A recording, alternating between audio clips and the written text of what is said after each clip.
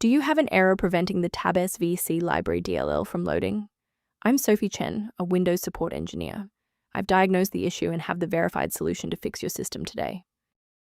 To start the walkthrough for Tabsvc Library, you can use my manual guide or the suggested resource for system optimization.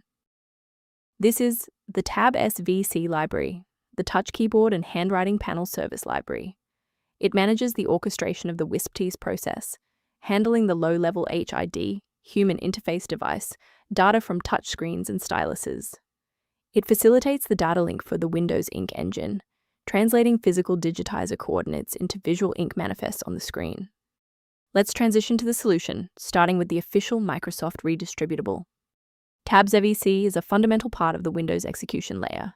To fix it, launch command prompt as an administrator and run sfc/scannow to perform a diagnostic scan and repair of all protected system resources.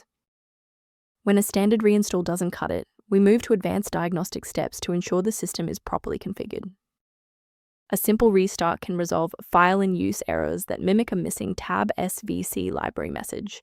It's a low-effort step that ensures your operating system starts with a clean execution stack. Don't forget to bookmark the video or give it a like before you restart. It's the fastest way to jump right back into this tutorial after the reboot. Restarting doesn't always catch everything. If you're still having trouble, let's try this next step together. And if you need to pause the video, I'm not going anywhere.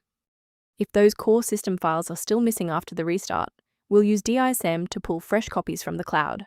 First, open command prompt as admin. Second, you're going to type DISM /online /cleanup image /restore health, then hit enter. Why are we doing this? Well, this triggers a deep cloud sync to replace corrupted local system manifests with verified master files directly from Microsoft servers. To prevent any secondary issues, I recommend a cautious approach to downloading individual system files.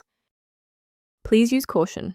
Replacing Tabsvc Library DLL manually often requires elevated permissions that, if mishandled, can leave your system architecture vulnerable to external exploits. Instead of relying solely on manual updates, you can maintain your system environment using a professional maintenance utility.